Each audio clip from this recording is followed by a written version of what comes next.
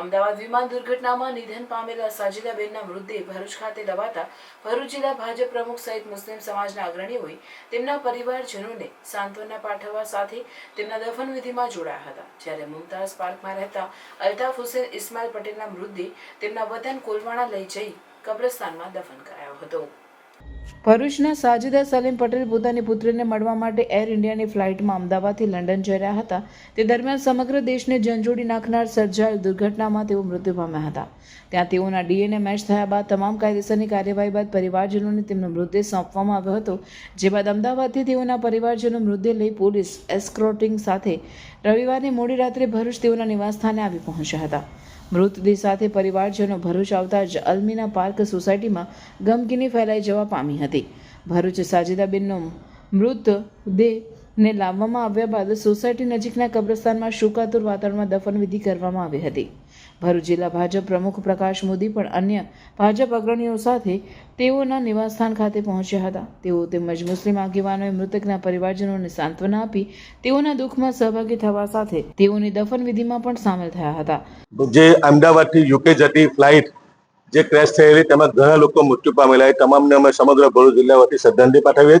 એમાંની 3 ડેડ બોડીઓ ભરૂચના લોકોની પર હતી। એમાં એક સાજદાબેન ડોક્ટર સલીમભાઈ મિસ્તરની ડેડ બોડી અત્યારે રાત્રિના 3 વાગે અલ્મીના પાર્ક સોસાયટીમાં આવેલી છે અને બેનની ડેડ બોડી અત્યારે દફન વિધિ પટેલી જનાઝાની નમાજ થયેલી છે।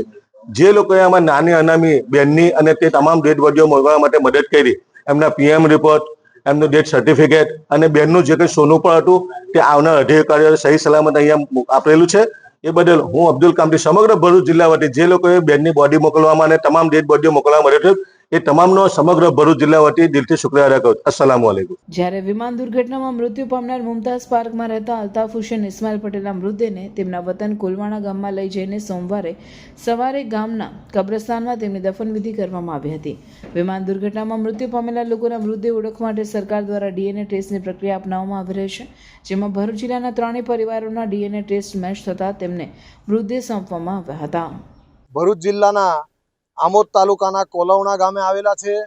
આ ગામના પણ એક અલ્તાફ હુસેન ઉંમર વર્ષ 48 કે જેઓ પણ આ પ્લેનમાં મુસાફરી કરવા માટે બેઠા હતા અને એમનું પણ આ પ્લેનના હાદસામાં દુઃખદ નિધન થયું છે અને એમના આજે અંતિમ યાત્રામાં એમના જનાજામાં અમે જોડાયા હતા। સૌ ગામ લોકો સાથે છે। આ હાદસાથી જે એમના પરિવારજનોને, આ ગામના લોકોને અને સૌને જે દુઃખ પહોંચેલું છે એમના દુઃખમાં અમે પણ સહભાગી થયા છે અને અમારી સંવેદના પ્રગટ કરવા માટે અમે અહીં આ ગામમાં અત્યારે આવેલા છે। શું તમે પણ શુદ્ધ અને પૌષ્ટિક ગીર ગાયનું દૂધ શોધી રહ્યા છો?